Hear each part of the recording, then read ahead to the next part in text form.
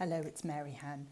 There's been quite a bit of news in the press this week regarding children's mental health, with the published article by Childline NSPCC about rising numbers of children with mental health issues, and then a more recent study by Manchester University with the significant increase in children self-harming.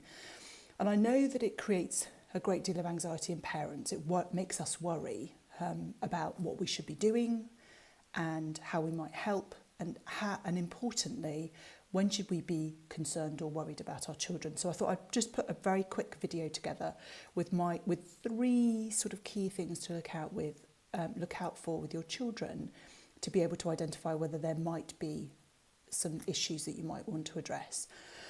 The first one is changes in mood. Now, this can be a really particularly challenging one, particularly when you've got children who are sort of 10, 11 up into their teens, because mood changes is a natural part of changing development hormones.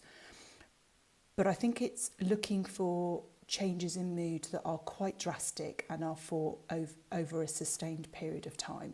So this could be that their reactions to situations that they might ordinarily not react to being particularly exaggerated.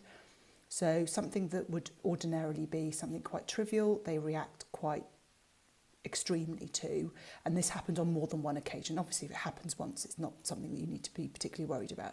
So looking for changes in mood, things that are uncharacteristic of them, and quite stark reactions to situations that are unusual. So that's one. The second one, which is usually a real big giveaway as well, is changes in their sleep patterns. So if they're struggling to get to sleep at night, so it's normally that they may say that they're lying in bed and they can't sleep, or they may be getting up and down saying that they're having problems falling asleep, and they're coming to find you and saying that they're struggling. Usually that is often an indicator, particularly if you've had lots of worries and stresses during the day. At night time, it's quite silent and quite still, and you're suddenly alone with those thoughts. And for anxious children or teens, they can find that particularly difficult. So these thoughts are racing around their head, or they're ruminating over situations that have happened, what they could have said, what they should have said, the events of the day, and that usually makes it very difficult for them to drift off and go to sleep. Now, I would say if you have a child who has always had issues sleeping, then it might not be quite such an indicator. But if you've always had somebody who goes up to bed, reads a book, and then drifts off, but suddenly you're finding that this isn't the case, and it is over a prolonged period of time. Again, we all have nights that we struggle to sleep. We all have evenings where maybe we've had an argument with a friend, or something has been particularly difficult at work or at school for children. So those are fine. Where it becomes more of an issue is where you see this becoming a sustained pattern. So that's another one. And then the third one is where they start talking about potentially physical symptoms. One of the most common ways to spot such anxiety is that children often talk about feeling sick or having tummy ache. And so those are often real indicators. We know that children who are anxious are in essence a fight or flight mode. And so all of the oxygenated blood, which would normally be used to break down all the foods in the digestive system, are being redirected to their arms and legs, getting ready to fight or to flight. And so that's where those sort of symptoms can come from.